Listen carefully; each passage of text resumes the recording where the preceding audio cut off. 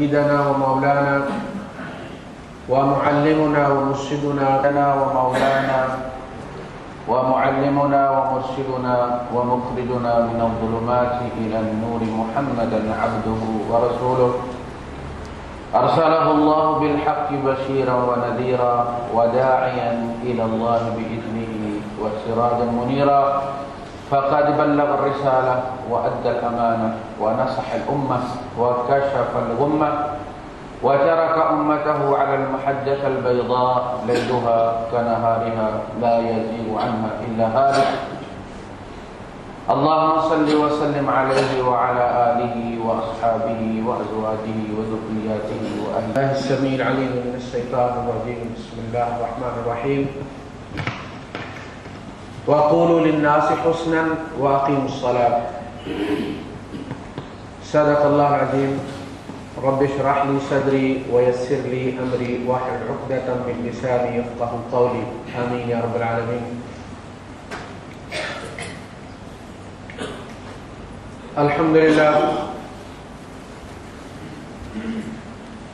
ہم ایک ایسے ملک میں بیٹھے ہیں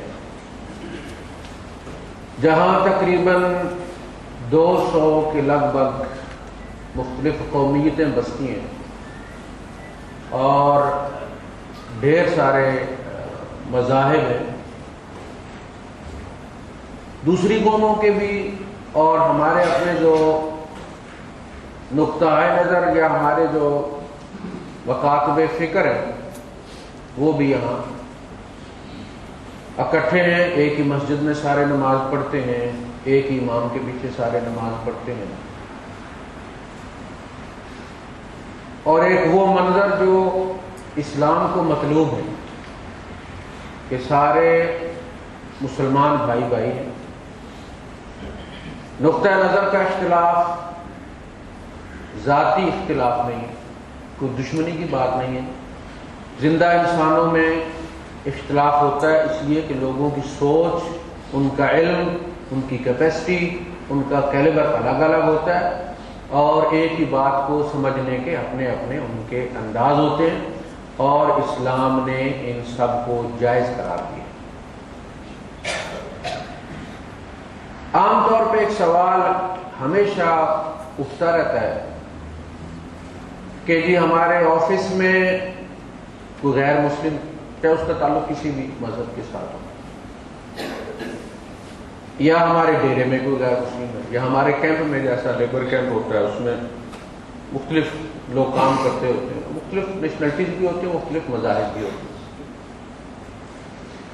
وہ برتن مکس ہو جاتے ہیں، کھانا ایک ہی جگہ پکتا ہے، کبھی وہ کوئی تحفہ دیتے ہیں، قبول کرنا چاہیے نہیں کرنا چاہیے، یہ سوالات اکثر اٹھتے ہیں، پوچھے جاتے ہیں.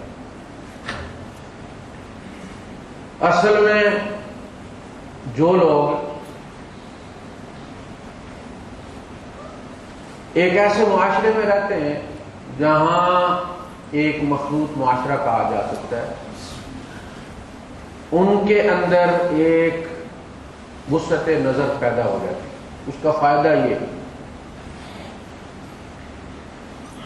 اور وہ لوگ جہاں یہ مخلوط معاشرہ نہیں ہے، ایک ہی فقہ کے لوگ رہتے ہو یا ایک ہی مذہب کے لوگ رہتے ہو، مذہب سے مراد میں اسلام کیا ہے، اس میں عام طور پہ تنگ نظری آ جاتی ہے، عوام میں بھی اور علماء میں بھی. ایک ہی طرح کے فتوے دے دے کے ان کا ایک پیٹرن سیٹ ہو جاتا ہے. ایک آدمی دائیں طرف سے جب چبانا شروع کرتا ہے یا چباتا، اس کی عادت ہوتی ہے دائیں طرف کھانا چبانے کی، تو ڈینٹسٹ کو پتا ہے کہ اس کے دائیں طرف والے دانت جو ہے وہ جلدی جواب دے گا، تو وہ کہتا ہے کہ بھائی صاحب کبھی کبھی بائیں سائڈ بھی آپ کی اپنی ہے، اس کو استعمال کر لیا کریں تاکہ بیلنس رہے آپ کے دانتوں.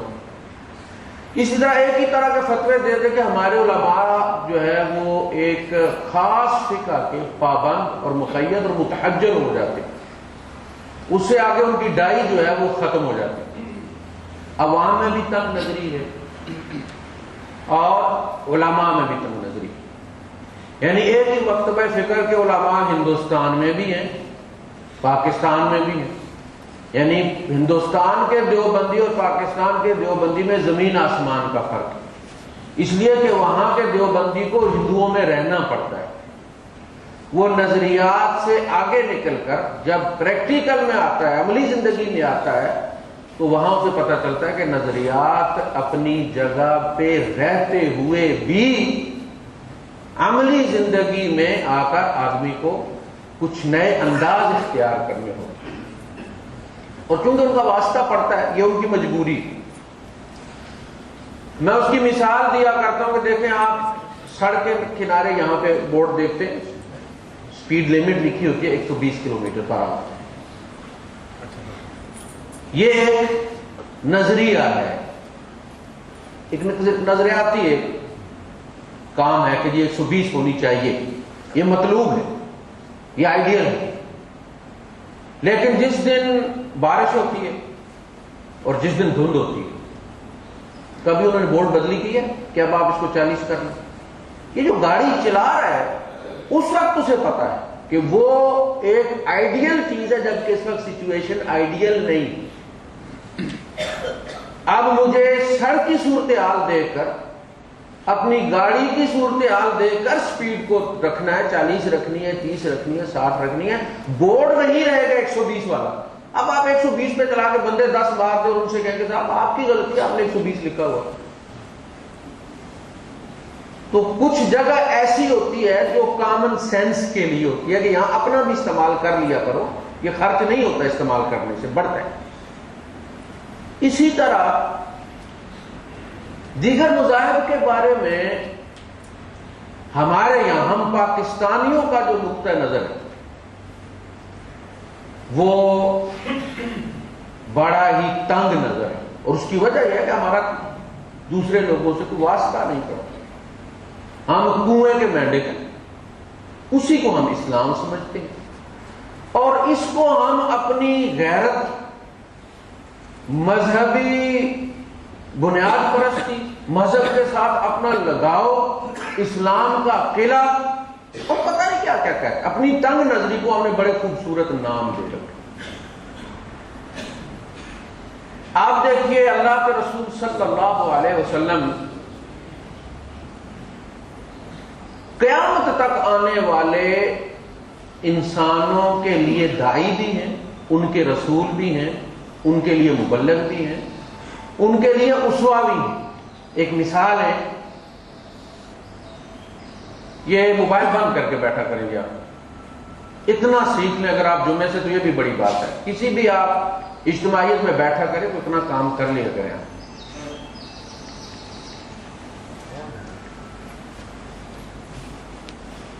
اسی میں ہمارا موبائل بجتا رہتا ہے،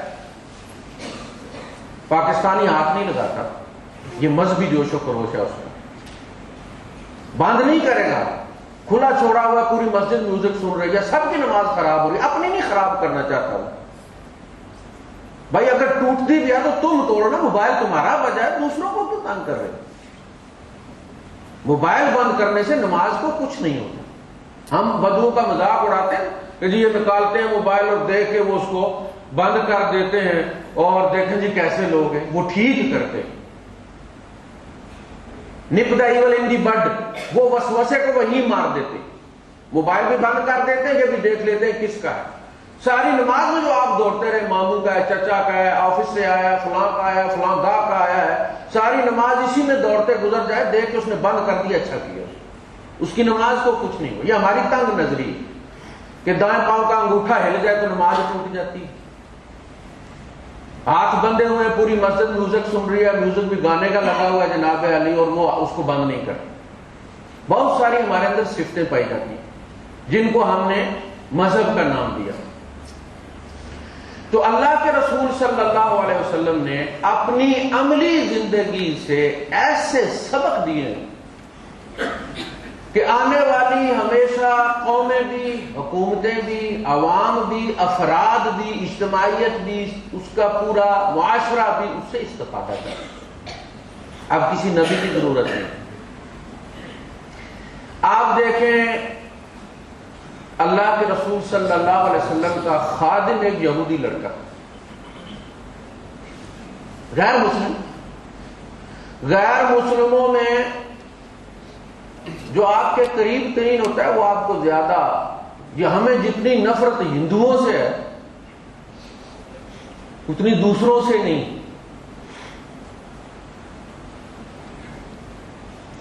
اسی طرح جو لوگ یہودیوں میں رہتے ہیں، یہودیوں کے ساتھ ان کا لین دین ہے، یا گاہک یہودی ہے یا دکاندار یہودی ہے، ان کے لیے یہودیت کو اتنا بڑا مسئلہ نہیں ہوتی۔ ہمارے یہاں تو شاید کوئی یہودی پتہ چل جائے تو ٹکٹ لگ جائے کہ فلاں جگہ یہودی آیا ہوا ہے، بھائی چلو گاڑیاں بک ہو کے جا رہی ہیں کہ جی وہ یہودی دیکھنا ہے۔ ان کے لیے ہندو اسی طرح کا معاملہ ہوگا، فلسطینیوں کے لیے یہاں تو ڈھیر سارے۔ آپ کا خادم یہودی لڑکا ہے اور وہ آنے والے وفود کو انٹرٹین کرتا ہے، ان کو گاوا پیش کرتا ہے، ان کو پانی پیش کرتا ہے، ان کے لیے رستہ بناتا ہے، اجازت لیتا ہے، جو بھی انہیں فیسلٹی دینی ہے وہ ان کی ضروریات کو پورا کرتا ہے، اور وہ گھر میں آنے جانے والا خادم لڑکا ہے۔ اور بعض چیزیں ایسی جو شاید بعض اکابر صحابہ کے علم میں بھی نہ ہو، اس بچے کے علم میں آتی ہوں گی، کیونکہ وہ گھر کا ایک فرد بن گیا ہے، غیر مسلم ہے، اور بعض دفعہ وہ گھر کا کھانا بھی پکاتا ہے۔ اب اس کے بعد کوئی گنجائش رہتی ہے کسی کے سوچنے کی یا پوچھنے کی کہ جی وہ غیر مسلم ہے، ہاتھ کا کھانا چاہیے نہیں کھانا چاہیے۔ پھر وہ لڑکا بیمار ہوا ہے،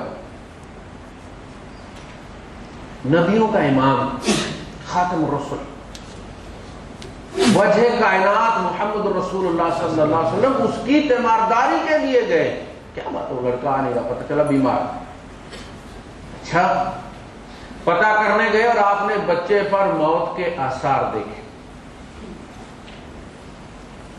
آپ نے اسے فرمایا اسلم، مسلمان ہو جائے۔ اتشہد ان لا الہ الا اللہ، اس نے کہا اشہد ان لا الہ الا اللہ۔ آپ نے فرمایا اتشہد انی رسول اللہ، فنظر الی ابیہ، بچے نے باپ کی طرف دیکھا، اور یہ بھی حضور صلی اللہ علیہ وسلم کی تعلیم تھی کہ ماں باپ کی اطاعت کرو، ان کا ادب کرو۔ وہ حضور صلی اللہ علیہ وسلم کا تربیت یافتہ لڑکا تھا۔ اس نے باپ کی طرف دیکھا، باپ نے کہا اطیع ابا القاسم، ابا القاسم کی اطاعت کر۔ بچے نے کہا اشہد انک رسول اللہ، فقبض، بچہ فوت ہو گیا۔ اللہ کے رسول صلی اللہ علیہ وسلم نے فرمایا الحمدللہ جس نے میرے ذریعے اس بچے کو آگ سے نجات دی۔ تو ایک غیر مسلم بچہ حضور صلی اللہ علیہ وسلم کا خادم ہے، وفود کو انٹرٹین کرتا ہے، ان کی خدمت کرتا ہے، اور گھر میں آتا ہے۔ اسلام کی پہلی ریاست مدینہ 100% اسلامی ریاست یعنی مسلمانوں پر مشتمل ریاست نہیں تھی۔ ہمارے یہاں جو جس کو اسلامک ہم کہتے ہیں، وہ ایک مخلوط ریاست تھی جس میں یہودی بھی تھے، جس میں عیسائی بھی تھے، جس میں بتوں کی پرستش کرنے والے مشرکین بھی تھے، اور مسلمان بھی تھے۔ سب سے پہلا جو دستور بنایا، آئین بنایا محمد رسول اللہ صلی اللہ علیہ وسلم نے، جو تحریری طور پر ہمارے پاس موجود ہے۔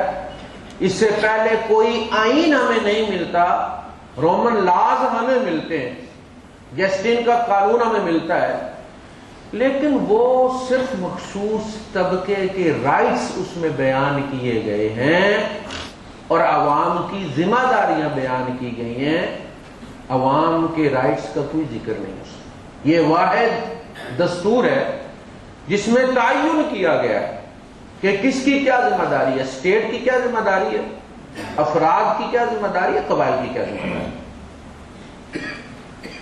اس کی شق 2 میں لکھا گیا کہ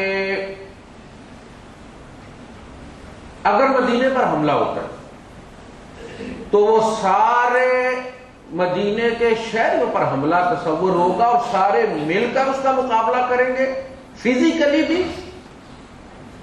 اور معاشی طور پر بھی برابر کا حصہ ڈالیں گے، جو بھی خرچہ ہوگا سارے قبائل مل کر دیں گے مدینے کے دفاع میں۔ اس میں یہ نہیں کہا کہ مسلمان 75% دیں گے باقی 25% دیں گے، نہیں۔ اگر یہودیوں پر حملہ ہوتا ہے تو مسلمان ان کے شانہ بشانہ لڑیں گے، اس لیے کہ وہ ان کے مدنی بھائی ہیں، مدینے کی ریاست کے باشندے ہیں۔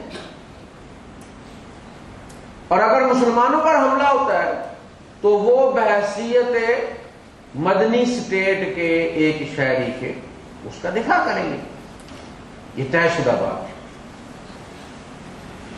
پھر غزوہ احد شروع جب ہوا تو یہود کو اس معاہدے کے تحت مسلمانوں کے ساتھ نکلنا چاہیے، لیکن ہفتے کا دن تھا، انہیں ایک بہانہ مل گیا کہ جی ہفتے کے دن تو ہم صرف عبادت کرتے ہیں، اگر کسی اور دن جنگ ہوتی تو ہم پھر آپ کا ساتھ دیتے۔ ان کا ایک ربی تھا، وہ خیرک اس کا نام تھا، اس نے ان سے کہا کہ تم لوگ ڈنڈی مار رہے ہو، سبت کے مطلب کو سمجھنے میں تمہیں پتہ ہے کہ سبت کے دن یہ کہا گیا تھا کہ دنیاوی کام نہیں کرنا، تم نے صرف اللہ پاک کی سروس کرنی ہے، اس دن تم نے صرف دین کا کام کرنا ہے، اور دین کے کاموں میں سب سے بڑھ کر جہاد ہے، اور تم آج اسی سے پہلو تہی کر رہے ہو۔ تمہیں پتہ ہے سبت کا تقاضا کیا ہے، اور آج کے دن سے زیادہ سبت کا تقاضا اور کوئی نہیں۔ نکلو اور لڑو دشمن کے خلاف جو تمہارے ملک پر حملہ آور ہو۔ نہیں مانے، وہ نکلا اور اس نے کہا کہ اگر میں اس جنگ میں مارا گیا تو میرا تمام مال و اسباب محمد رسول اللہ صلی اللہ علیہ وسلم کا ہوگا، تم لوگ اس کے وارث نہیں ہو۔ وہ غزوہ احد میں نکلا اور شہید ہو گیا۔ حضور صلی اللہ علیہ وسلم نے اس کی وصیت کے مطابق اس کے ساتھ بہت بڑے باغ تھے، اور اس کے علاوہ کھیت بہت سارے تھے، نقد بھی پیسے تھے، جو بھی سونا چاندی تھا، جانور تھے، اسلحہ تھا، وہ سارا اللہ کے رسول صلی اللہ علیہ وسلم نے لے کر اسلام کا پہلا وقف بنایا، اس سے ان 7 باغوں سے پہلا انڈومنٹ جو بنا۔ وہ انڈومنٹ کیا ہے کہ وراثت ہمیشہ تقسیم ہوتی چلی جاتی ہے، اس کا اینڈ کوئی نہیں۔ 100 کنال ہے، 10 بیٹوں میں تقسیم ہو گئی، 10 کنال آ گئی، ان کے آگے 2 4 بیٹے ہو گئے، آخر بات کنالوں مرلوں تک پہنچی۔ جو وقف کر دیتا ہے اس کا اینڈ ہو جاتا ہے کہ اب یہ اصل وارث کو پہنچ گئی۔ وَنَحْنُ الْوَارِثُونَ، اس زمین کے وارث ہم ہیں۔ نَحْنُ نَرِثُ الْأَرْضَ وَمَنْ عَلَيْهَا، اس زمین کے بھی ہم وارث ہیں اور اس پر جو رہنے والے ان کے بھی ہم وارث ہیں۔ جب آپ کوئی چیز فی سبیل اللہ وقف کر دیتے ہیں تو اپنے وارث کو وہ پہنچ جاتی ہے، لہذا اس کا کیا ہو جاتا ہے اینڈ، اور اس کا نام رکھا گیا اینڈومنٹ۔ سب سے پہلا جو اوقاف وقف ہوا ہے وہ اس مخیرق یہودی کے 7 باغات، دیگر کھیتوں اور اس کے جو بھی اس وقت سونا چاندی تھا اسے، اور اسے ڈھیر ساری بیواؤں، یتیموں اور جنگی جو شہداء تھے ان کے بچوں کی کفالت، مسافروں کے لیے، اس سے ڈھیر ساری نیکیاں اس بندے کے نامہ اعمال میں گئی۔ اور اللہ پاک نے اس کی تعریف کی جہاں سورہ آل عمران میں غزوہ احد کو ڈی بریف کیا گیا ہے، جو غلطیاں تھیں مسلمانوں کی وہ بھی بتائی گئی، یہاں تمہاری خطا تھی، جو انہوں نے کارنامے انجام دیے ان کو اللہ پاک نے ریکگنائز کیا، شاباش دی۔ یہود نے جو کیا اس کو بھی کوٹ کیا، منافقین نے جو جملے کسے ان کو کوٹ کر کے ان کا جواب دیا۔ انہوں نے کہا کہ دیکھیں جی لو اطاعونا ما قتلوا، اگر یہ ہماری اطاعت کرتے ہماری بات مان لیتے تو قتل نہ ہوتے. ہم نے کہا تھا کہ احد میں مت جائیں، مدینے میں لے کے لڑیں. تو یہ تو اپنی غلطی سے مارے گئے، بڑے فن کام بنتے تھے. اللہ پاک نے فرمایا جن لوگوں پر اس جگہ مرنا لکھ دیا گیا ہے، بندے کی موت کا وقت بھی لکھا ہوا ہے، سبب بھی لکھا ہوا ہے اور جگہ بھی لکھی ہوئی ہے. وَمَا تَدْرِي نَفْسٌ مَاذَا تَكْسِبُ غَدًا، کسی نفس کو پتہ نہیں اس نے کیا کرنا ہے. یہ جو بھی ہم بناتے ہیں نا بجٹ، ہم نے کل کرنا ہے، ایک اپنا پروگرام بناتے ہیں، وہ ایک عارضی ہوتا ہے، پانی پہ ریت پہ بنائی ہوئی ایک تصویر ہوتی ہے. اس کے عمل میں آنے کے لیے اللہ پاک کی کنسنٹ چاہیے. اس میں اگر اللہ پاک اوکے کر دے تو وہ پروگرام پورا ہو جائے گا، ورنہ پروگراموں سمیت بندہ اللہ کے پاس حاضر ہو جائے گا. ہمیں سے ہر بندے نے ایک رات کو پروگرام ہوتا ہے ہمارا، ہم نے کل یہ کرنا ہے، ذہن میں رکھ کے ہم سوتے ہیں، اور ہر مرنے والا کچھ پروگرام لے کر چلا جاتا ہے، پورے نہیں ہوتے.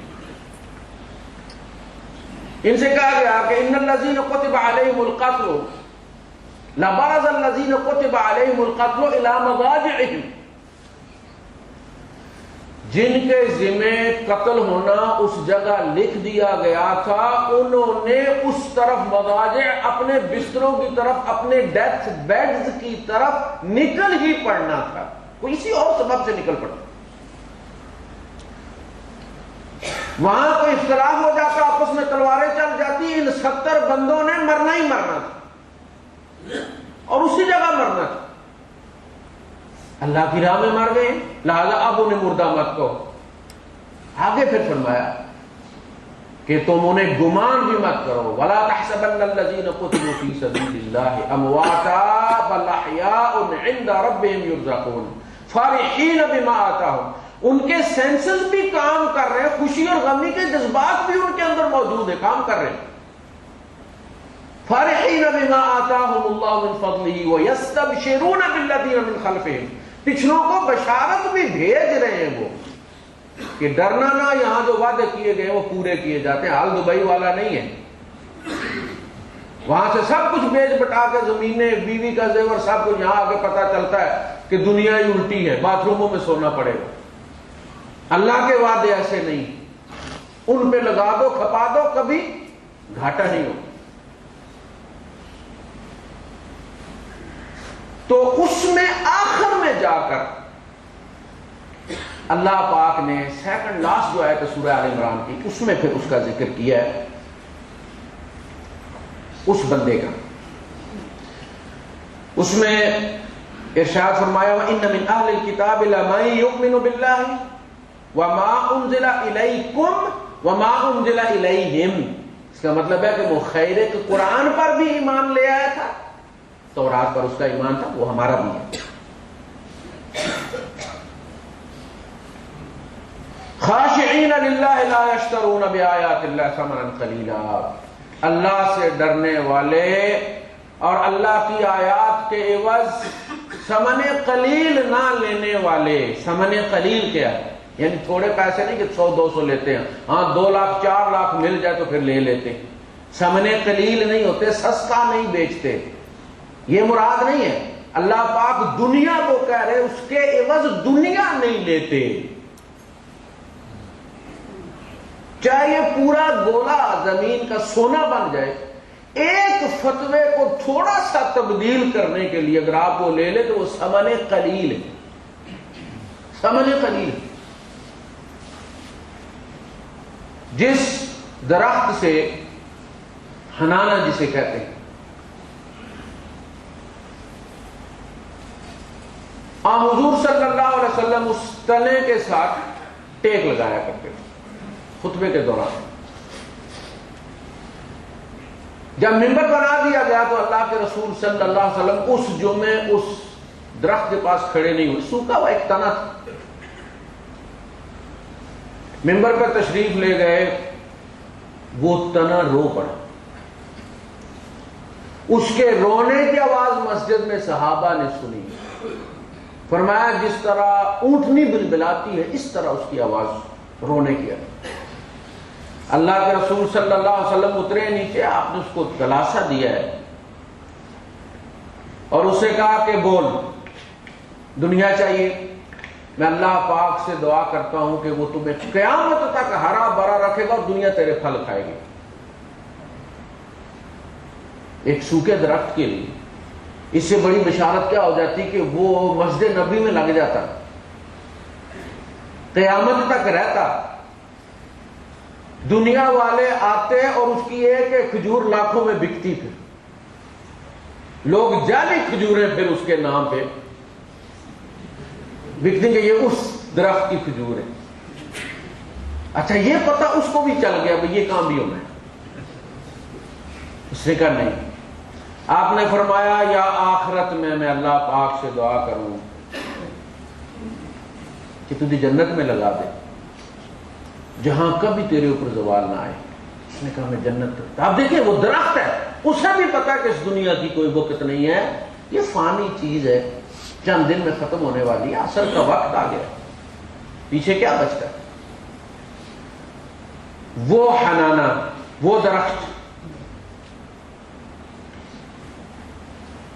تو اس میں اس یہودی کی تعریف کی گئی ہے۔ اسی طرح ہمارے یہاں ہم ہمیشہ مشکوک نظروں سے دیکھتے ہیں، اگر کوئی سکھ ہماری فوج میں مشن لے لے تو ہمیں بڑا برا لگتا ہے کہ یار مسلمانوں کی فوج میں سکھ۔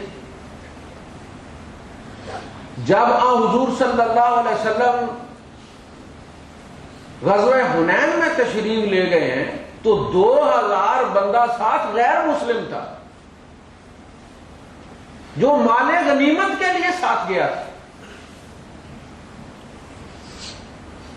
اگر ایک پاکستانی ہے، سکھ ہے، اسی مٹی میں سے ہے، آپ بے فکر ہیں اس کے اندر بھی پاکستانیت کوٹ کوٹ کر بھری ہوئی۔ اسی طرح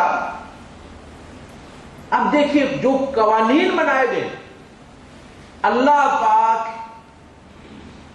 سب کا برابر کا خدا ہے، وہ رب العالمین رب المسلمین نہیں ہے، سب کو اس نے خیال رکھا ہے۔ اپنے قوانین میں اس نے کہیں بھی ڈنڈی نہیں ماری۔ فرمایا جو لوگ دیار کفر میں رہتے ہیں، مسلمان ہیں، تمہاری ان کے ساتھ ولا کوئی نہیں، تم ساری دنیا کے مامے مت بنو۔ وَإِنْ اسْتَنْصَرُوكُمْ فِي الدِّينِ، سورہ انفال، وَإِنْ اسْتَنْصَرُوكُمْ فِي الدِّينِ فَعَلَيْكُمُ النَّصْرُ إِلَّا عَلَىٰ قَوْمٍ، ہاں جس قوم کا تمہارے درمیان معاہدہ ہے، سفارتی تعلقات ہیں، حدود طے ہو چکی ہیں، تم لکھ کے دے چکے ہو کہ ہم تمہارے یہاں مداخلت نہیں کریں گے، وہاں کے معاملات میں تم مداخلت نہیں کر سکتے۔ وہاں کے مسلمان جانے، ان کا کام جانے۔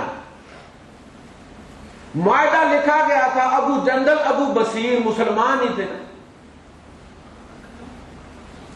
حضور نے فرمایا اللہ پاک تمہارا رستہ نکالے گا، ہم تمہارے لیے کچھ نہیں کر سکتے، ہم معاہدے کے پابند ہیں۔ بند کر دے دی۔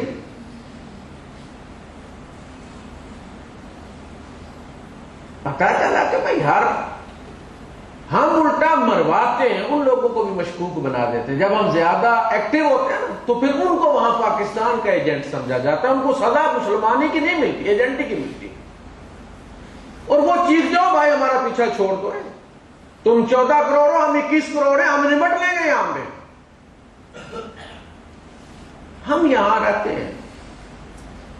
اب دیکھیں نا، فون پہ کوئی آدمی کسی کو رستہ بتا رہا ہے اور وہ کہتا ہے میں فلاں چوک میں اشارے پہ کھڑا، وہ کہتا ہے دائیں طرف موڑ لو، دائیں طرف اس کے 6 ویلر ٹرک کھڑا ہے، وہ موبائل پہ کہتا ہے موڑا ہے، کہتا نہیں موڑا، کہتا کیوں نہیں موڑا؟ یا بھائی صاحب میرے ساتھ یار ٹرک کھڑا ہے، میں کیسے موڑ سکتا ہوں؟ ہم یہاں سے انہیں کہتے ہیں کہ دائیں طرف موڑ لو، بائیں طرف موڑ دو۔ الا علی قوم بینکم و بینہم میثاق، تمہارے اور ان کے درمیان اگر اکارڈ ہے، you have to follow it. دیکھیں 2 بندے آتے ہیں مکے سے ہجرت کر، رستے میں ان کو کافر پکڑ لیتے۔ غزوہ بدر کے لیے پڑاؤ پڑا ہوا، کافر بھی پہنچ چکے ہیں، مسلمان بھی پہنچ چکے ہیں۔ مکے والوں نے کہا کہ ہم تمہیں نہیں جانے دیں گے، تم جا رہے ہو وہاں مدینے اور تم وہاں لڑو گے ہمارے خلاف۔ انہوں نے کہا نہیں ہم نہیں لڑیں گے۔ ان کا وعدہ کرو کہ تم مسلمانوں کی طرف سے نہیں لڑو گے۔ انہوں نے کہا ہم وعدہ کرتے ہیں کہ ہم مسلمانوں کی طرف سے نہیں لڑیں گے۔ دل میں ان کے یہ تھا کہ یہ وعدہ تو تلوار کی نوک پر ہے نا، ذرا تھوڑا دور جانے دیں۔ انہوں نے چلاکی دکھائی کہ جب ان کی دسترس سے نکل جائیں گے تو اپنی مرضی کے مالک ہیں۔ اب مکے والے ان سے زیادہ چلاک تھے، انہیں پتا تھا کہ یہ اگر پھرنا بھی چاہیں گے تو محمد پھرنے نہیں دیں گے صلی اللہ علیہ وسلم۔ یہ دیکھیں دشمن کو کتنا اعتماد ہے حضور صلی اللہ علیہ وسلم کے کردار پر کہ نبی کے کریکٹر کی گارنٹی پہ ان کو کافر چھوڑ رہا ہے، جاؤ اب وعدہ کر لیا نا، اب جاؤ تمہیں کوئی توڑنے نہیں دے۔ وہ سیدھے بدر کے میدان میں آئے، واقعہ بیان کیا۔ آپ نے فرمایا تم نے عہد دے دیا؟ جی ہم نے ان کو کہہ دیا کہ مسلمانوں کی طرف سے نہیں لڑیں۔ آپ نے فرمایا مدینے چلے جاؤ، نبی کی مدد بھی مت کرو، تم وعدہ دے چکے ہو۔ میری فتح و نصرت میرے رب کے ہاتھ میں ہے، تعداد کے ساتھ نہیں۔ مومن جب کسی کو زبان دے دیتا ہے تو اپنا ہاتھ اس کے ہاتھ میں دے دیتا ہے۔ تم مدینے میں رہتے بھی تمہارا ہاتھ مکے والوں کے ہاتھ میں ہے جن کو آج دے کر آئے ہو۔ کیا سبق ہے اسٹیٹ کے لیے؟ جو مسلمان جہاں رہتا ہے وہ اس ملک کا وفادار بن کر رہے، وہاں کے قوانین کا خیال کرے، اس ملک کی ترقی کی سوچے، اس کی بہتری کی سوچے۔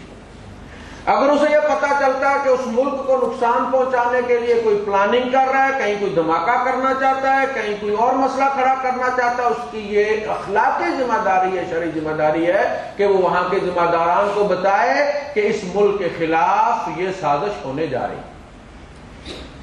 یہ اسلام کی تعلیم ہے۔ اسلام غداری کو، نمک حرامی کو پسند نہیں کرتا۔ اگر تمہیں اس ملک کے ساتھ کوئی دشمنی ہے تو وہاں رہتے کیوں؟ معاملے لگتے ہو اس سے، واپس آؤ۔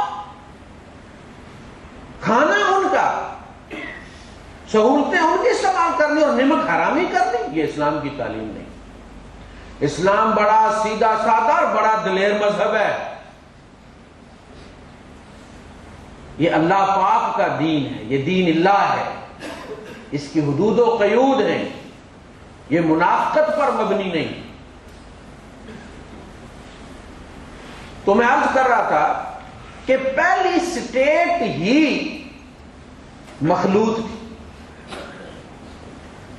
اس میں کوئی کالونیز نہیں بنائی گئی کہ جی یہودی اس طرف رہیں، عیسائی اس طرف رہیں، مسلمان اس طرف رہیں، یہودیوں کے سائے سے بچ کر رہیں، عیسائیوں کے سائے سے بچ کر رہیں۔ تجارت ہوتی کیا قسم۔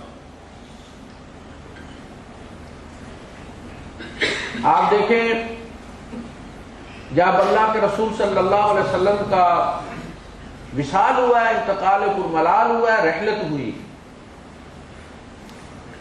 آپ کی ذرہ 30 سا جاؤ کے عوض ایک یہودی کے پاس رہن تھی جسے مشاحم یا مشاحم کہا جاتا ہے۔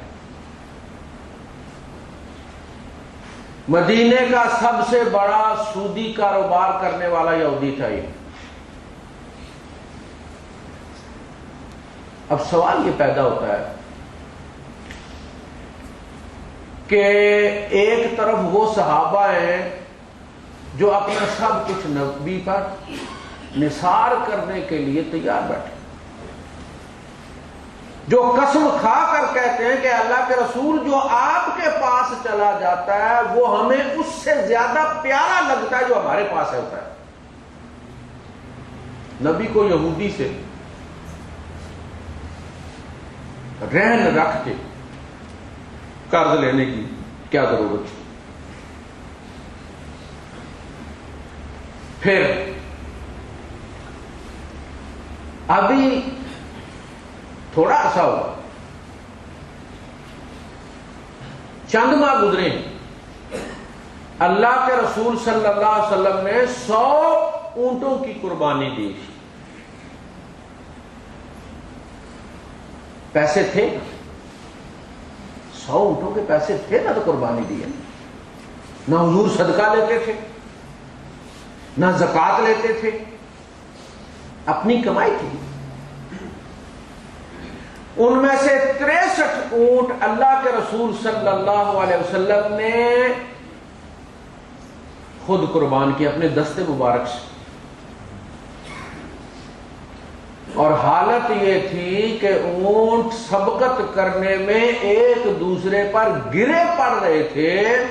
صحابہ فرماتے ہیں کہ ہمیں خدشہ یہ ہو گیا تھا کہ حضور صلی اللہ علیہ وسلم کی جان خطرے میں نہ پڑ رہے. ہر اونٹ دوسرے کو دھکیل کے اپنی گردن آگے کرتا تھا، پہلے میری. 63 اونٹ یہ بتاتے ہیں کہ اللہ کے رسول صلی اللہ علیہ وسلم کو بتا دیا گیا تھا کہ آپ کی زندگی 63 سال ہے، 63 سالوں کی طرف سے قربانی دی ہوگی. باقی اونٹ امت کی طرف سے ذبح کروائے، اور وہ حضرت علی رضی اللہ تعالیٰ. پھر آپ نے میدان عرفات میں یہ بات کہہ دی تھی کہ مجھے لگتا ہے کہ اگلے سال میں اور تم یہاں اکٹھے نہیں ہو، لہذا میری باتیں غور سے سن دو، یہ آخری بار ہے. اور اس میں پھر وہ آپ نے خطبۃ الوداع جسے کہا جاتا ہے، وہ آخری خطبہ دیا جس میں پورے حقوق بیان کر دیے. لوگوں، تم سارے آدم علیہ السلام کی اولاد ہو. کلکم لآدم وآدم من تراب، اور آدم مٹی سے تھے. تم میں کوئی افضل نہیں، کوئی گھٹیا نہیں. رنگوں کے بدلی ہو جانے سے فضیلت نہیں بدلتی. لا فضل لعربی علی العجمی، کسی عربی کو کسی عجمی پر کوئی فوقیت فضیلت حاصل نہیں، ایک ہی باپ کی اولاد ہو. ولا لأحمر علی الاسود، نہ کسی سرخ و سفید کو کسی کالے پر کوئی فوقیت حاصل ہے. الا بالتقوی، تقوی میں جو زیادہ ہوگا وہ فضیلت والا ہوگا. اللہ پاک نے فرمایا ان اکرمکم عند اللہ اتقاکم، اللہ کے نزدیک تم میں عزت والا وہ ہے جو زیادہ تقوی والا ہے. پیدا ہم نے تمہیں کیا ہے من ذکر و انثی وجعلناکم شعوبا وقبائل، ہم ہی نے تم کو قوم اور قبیلے بنایا ہے، لیکن صرف لتعارفوا، تاکہ تم اپنے آپ کو انٹروڈیوس کروا سکو، آئیڈینٹیفائی کروا سکو. اینڈ دیٹس اٹ، بس. اس کے علاوہ قوم کا کوئی تعلق نہیں ہے اعلیٰ یا ادنا ہونے سے. اس کا معیار تقویٰ ہے.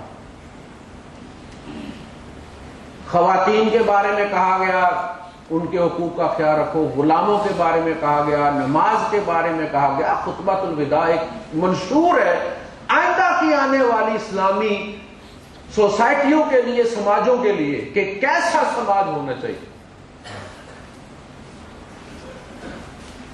30 سال کے عوض حضور صلی اللہ علیہ وسلم کی ذرا مشاحن یہودی کے پاس گروی رکھی ہوئی ہے. ادھر بڑے بڑے مالدار صحابہ موجود ہیں. پتہ چلا نبی اکرم صلی اللہ علیہ وسلم کے وصال کے بعد پتہ چلا کہ 2 مہینے نبی کے گھر کا چولہا نہیں جلتا تھا، کھجوریں شوریں کھا کے گزارا ہو جاتا. نبی نے کبھی کسی کو بتایا ہی نہیں.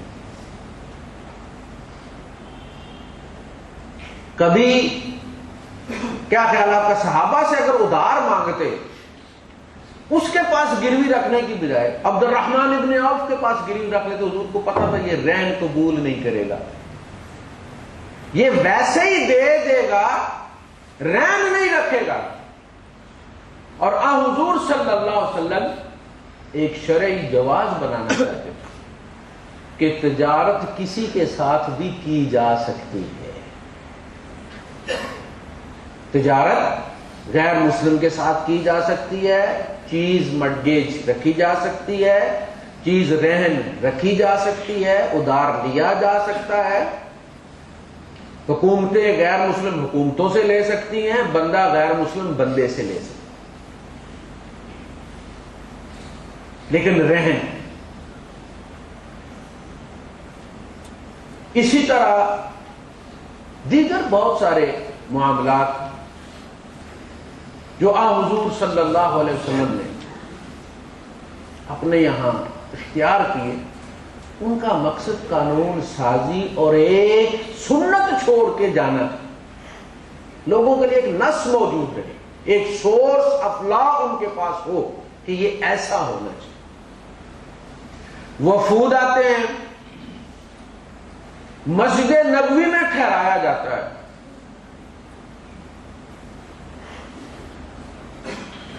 وفد آیا ہے نجران کے عیسائیوں کا،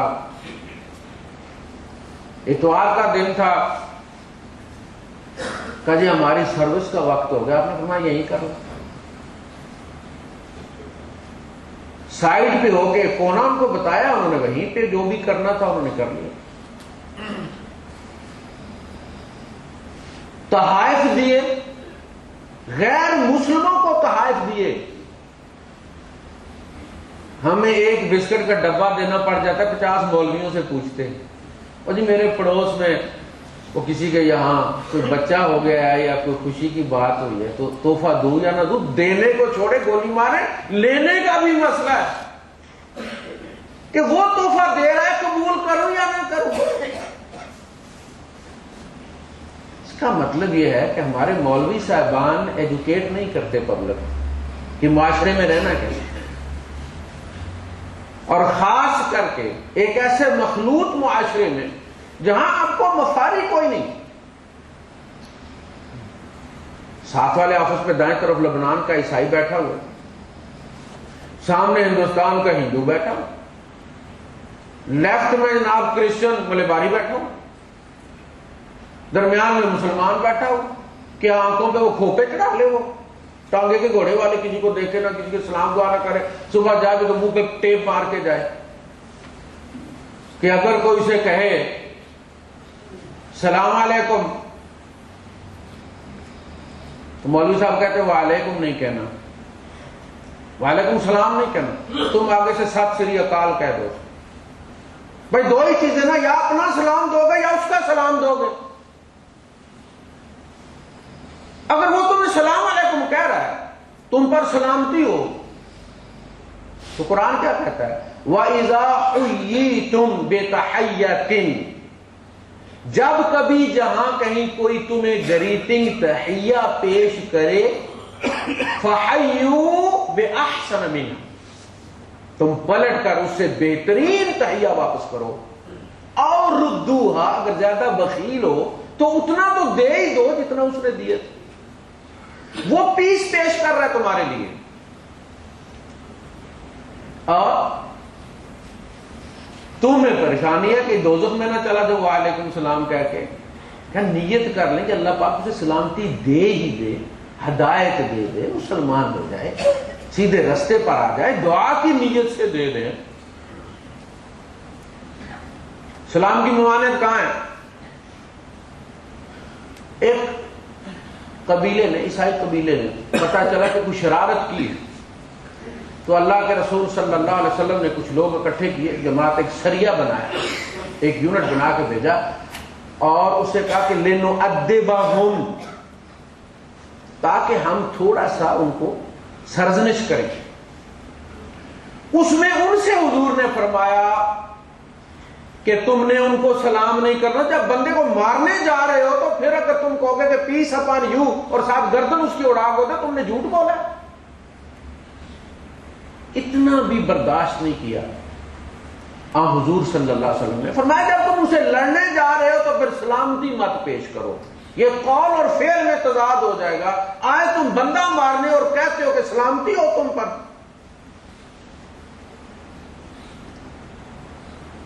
ان کو سلام نہیں کرنا، وہ سلام کریں تو پلٹا کے تم نے سلام نہیں کرنا.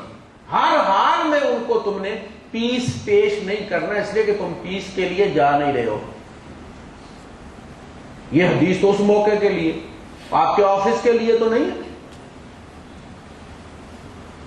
ہر قول، ہر فتویٰ ایک موقع کے لیے.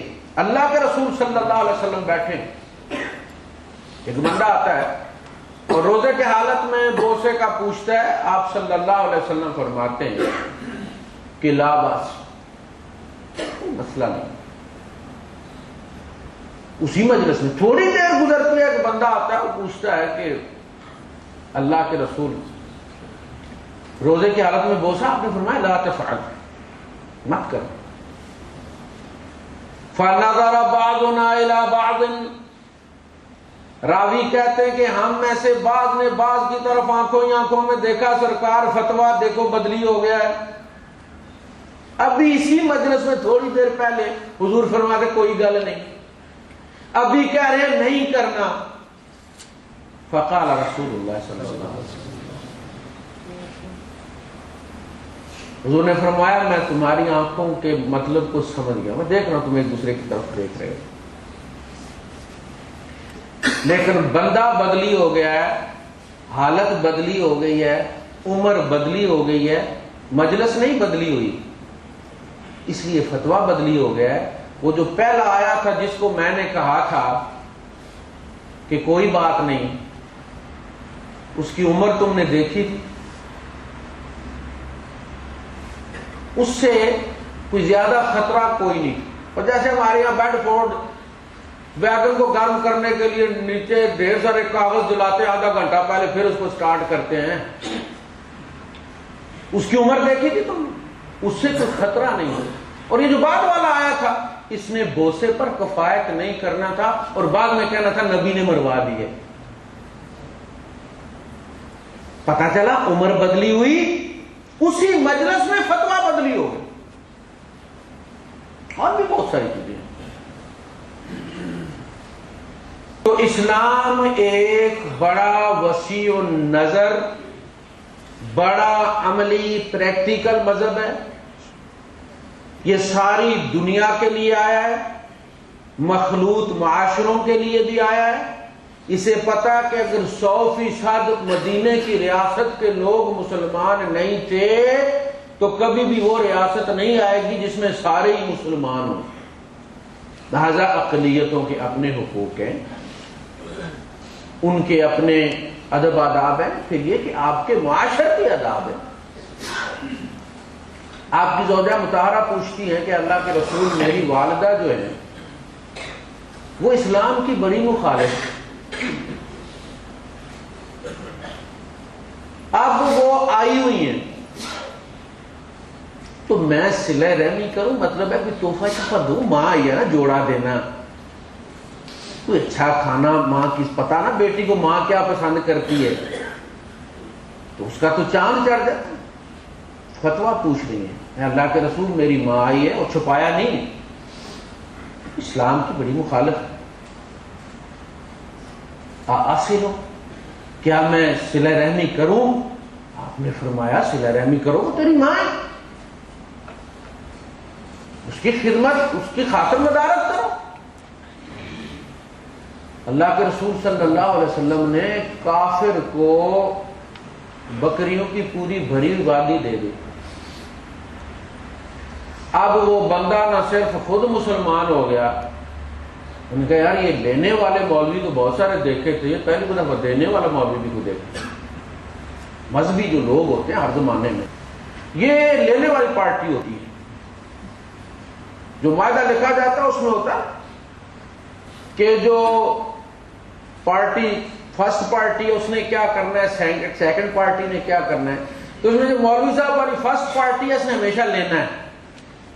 یہ تعویذ بھی دے دے تو پبلک کو پتا ہوتا ہے کہ تعویذ میں اثر نہیں آئے گا جتنی دیر تک موکھ نہیں چڑھے گی، یعنی وہ بے شک ہے نہیں کوئی نہیں فی سبیل اللہ دیا ہے، انہیں پتا سرکار اثر تب ہی آنا جب آپ کا کلیجہ ٹھنڈا ہونا ہے، وہ پھر بھی کچھ نہ کچھ دے جاتے ہیں۔ لوگ کہتے ہیں نہیں فلاں بڑا اللہ والا ہے، وہ کچھ بھی نہیں لیتا، اس لیے کچھ نہیں لیتا کہ اسے پتا ہے کہ بن مانگے دے جاتے ہیں۔ پوری وادی دے دی بکریوں، اب وہ جدھر جا رہا کرو لوگوں مسلمان ہو جاؤ، یہ وکری ٹائپ کے کوئی نبی ہیں، یہ ذرا بھی نہیں خیال کرتے کہ ہمارے پاس کچھ نہیں دے گا۔ اس کو کہتے ہیں تالیف قلب، وہ اپنی قوم کا سردار ہے، اس ایک عطا سے اب دیکھیے ہر بندے کا اپنا ایک بٹن ہوتا ہے، جیسے گاڑیاں ہوتی ہیں تو اس کی پیٹرول کی وہ ٹینکی کھولنے والا بٹن مختلف جگہ پہ ہوتا ہے. کسی سے ادھار لے نا آپ گاڑی، کہیں گے یار دبئی جانا گاڑی پکڑاؤ، تو پیٹرول پمپ پہ کھڑے ہو کے 3 آدمی لگے اور ڈھونڈ رہے ہیں کہ یار اس کی وہ بٹن کہاں ہے، میری کا تو یہاں تھا. کوئی نیچے ڈھونڈ رہا ہے، کوئی کدھر ڈھونڈ رہا ہے، کس نے کہا یار اسی کو پش کر کے چھوڑو گے کھل جائے گی، اس کا اندر بٹن کوئی نہیں. اسی طرح ہر بندے کی اپنی ایک طبیعت ہوتی ہے. کوئی واز سے متاثر ہوتا ہے، کوئی عطا سے، چونکہ وہ خود سخی ہوتا ہے لہذا سخاوت کو پسند کرتا ہے. بھئی ایک بندہ حضور کشتی والا تھا، بہت بڑا مشہور، وہ اپنے زمانے کا رستم زمان کا پولو پہلوان. اس نے اللہ کے رسول صلی اللہ علیہ وسلم کے ساتھ بکریاں چرا کے حضور نے اسے کہا کشتی کرنی ہے. اسے اور کیا چاہیے تھا، اسے کوئی بندہ چاہیے تھا جس پہ ذرا وہ مشق کر لے. کشتی شروع، حضور نے پکڑ کے نیچے رکھ لیا. اس نے کہا میں نے دیکھا نہیں تو نے کون سا داؤ لگایا، ایک دفعہ پھر نہیں ہو سکتی، 3 بکریاں ادھر ہو گئی، شرط ہار گیا. دوسری بار اصل میں وہ داؤ دیکھنا چاہتا تھا کون سا داؤ لگایا ہے، اسے داؤ پھر کوئی نہیں سمجھ لگا، حضور نے پکڑا اور نیچے رکھ لیا. وہ بندہ تھا گائے کے چمڑے پر کھڑا ہو جاتا تھا، 6 آدمی اس چمڑے کو نیچے سے مل کے کھینچتے تھے، اس بندے کو ہلا نہیں سکتے تھے، چمڑا ٹکڑے ٹکڑے ہو جاتا تھا. یہ لیدر کتنا سخت ہوتا ہے. تیسری بار اس نے کہا یہ 3 پھر بکریاں دے دی. تیسری بار پھر اس نے کہا کہ ایک دفعہ پھر ہو جائے. اس نے کہا اب خاص خیال رکھوں گا. تیسری بار بھی سمجھ کوئی نہیں لگی،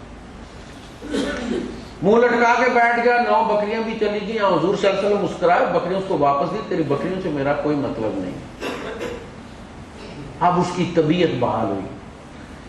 جس دن حضور صلی اللہ علیہ وسلم نے اعلان نبوت کیا وہ بندہ دوڑتا ہوا ہے. اس نے کہا اب پتا چل گیا کون سا داؤ تھا.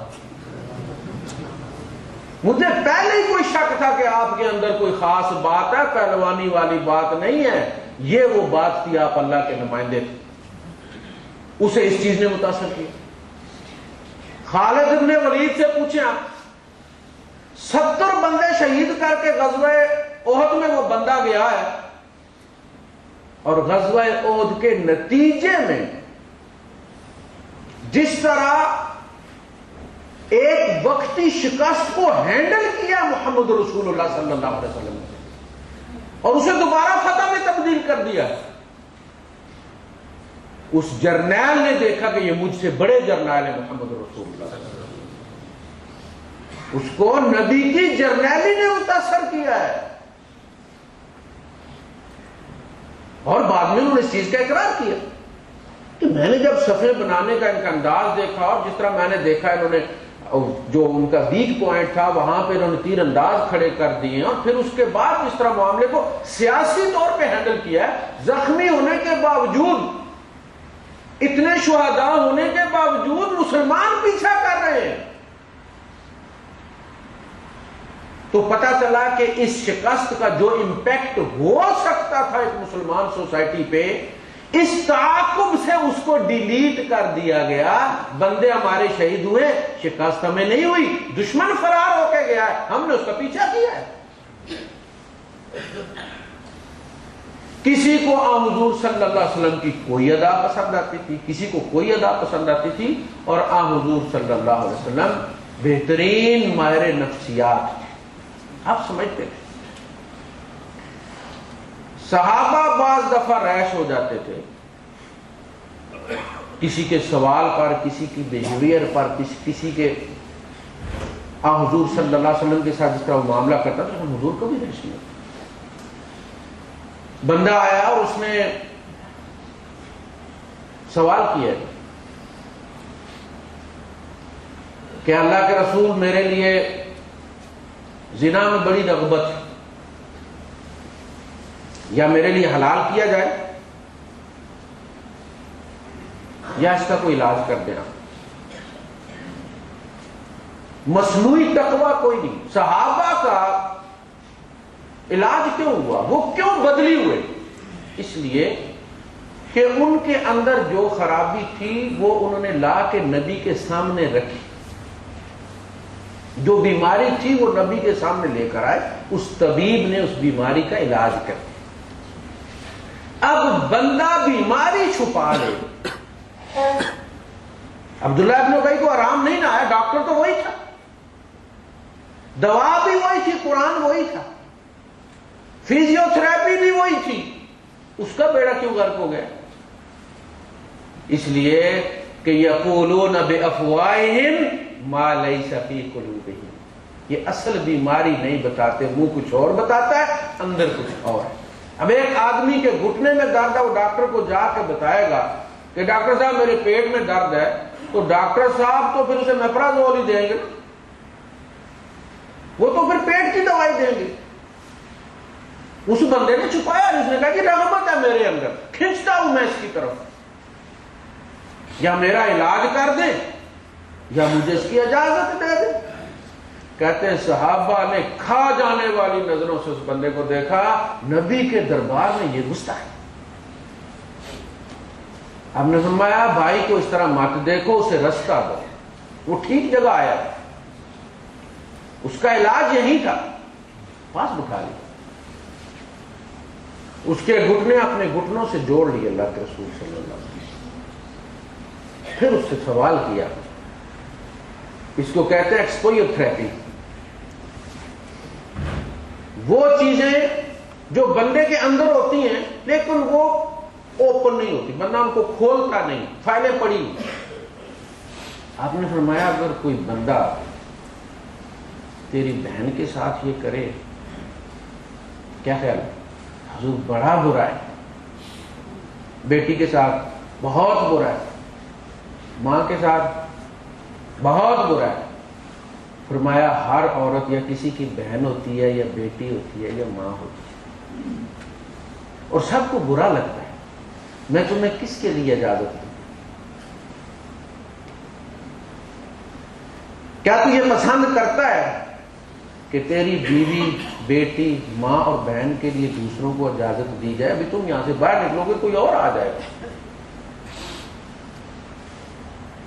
بندے کو سمجھ لگی، ہمارے یہاں پہ خود ساری زندگی دھکے کھاتے رہتے ہیں، گندگی کھاتے رہتے ہیں، بیوی کو غصے میں آ کے قتل کر دیتے ہیں۔ جرم ایک ہی ہے، اسلام میں ایک ہی سزا ہے، عورت کا جرم زیادہ کیوں سمجھا جاتا ہے؟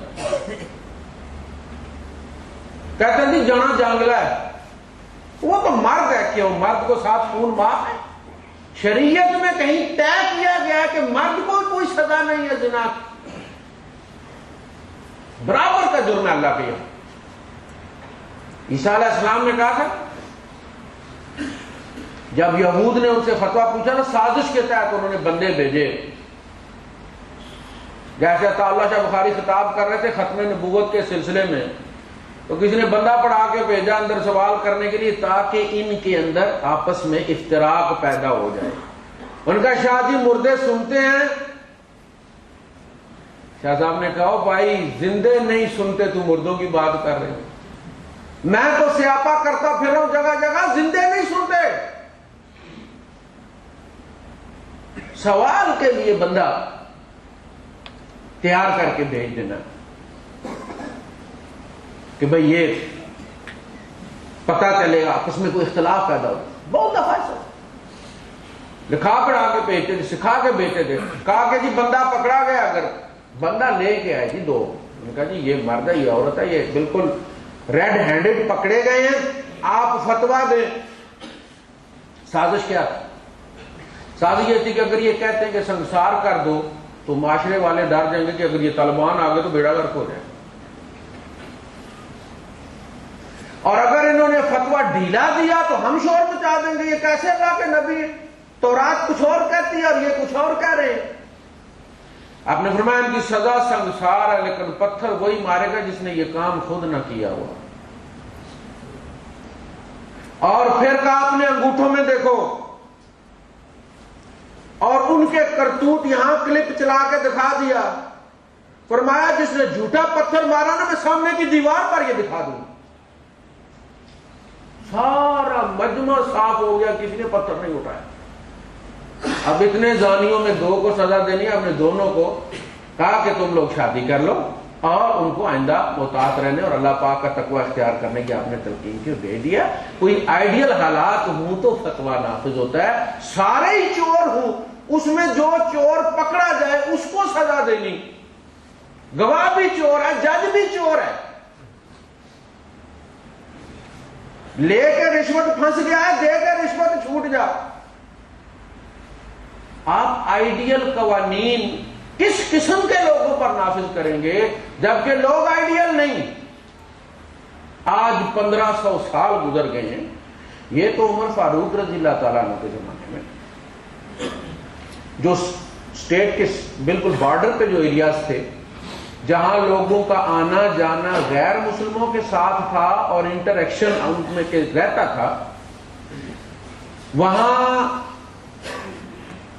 جو دینی غیرت جس کو کہتے ہیں وہ کم ہوتی ہے، تعصب کم ہوتا ہے، اور دوسروں کی کراہت بھی کم ہوتی ہے. لہذا خدشہ یہ تھا کہ اگر وہاں آئیڈیل سزائیں نافذ کی گئی قرآن و سنت کی تو لوگ بارڈر کراس کر کے عیسائی ہو جائیں گے. تو سزا تو ایک دوا ہے نا کہ آرام آئے بندے کو، اور اگر وہ دوا ری ایکشن کر دے بندہ مر جائے تو پھر وہاں سسپینڈ تھی. وہاں شراب پہ کوڑے نہیں مارے جاتے تھے، سنسار نہیں کیا جاتا تھا، ہاتھ نہیں کاٹا جاتا بارڈر ایریاز میں کہ ان کا ایمان کمزور ہے یہ مر جائیں گے. کافر ہو جانا مومن کی روحانی موت ہی. یہ فاسق رہیں، واپسی کا رستہ تو کھلا ہے نا، کسی وقت بھی توبہ طائب کر لیں گے. اگر کافر انہیں بنا دیا تو رستہ بند ہو جائے گا. اور اس کی نس کیا ہے؟ اس کی نس یہ ہے، اس کا سورس یہ ہے کہ حضور صلی اللہ علیہ وسلم نے جب حضرت عائشہ صدیقہ رضی اللہ تعالیٰ عنہ پر بہتان لگا تو حضرت حمنا بنت جحش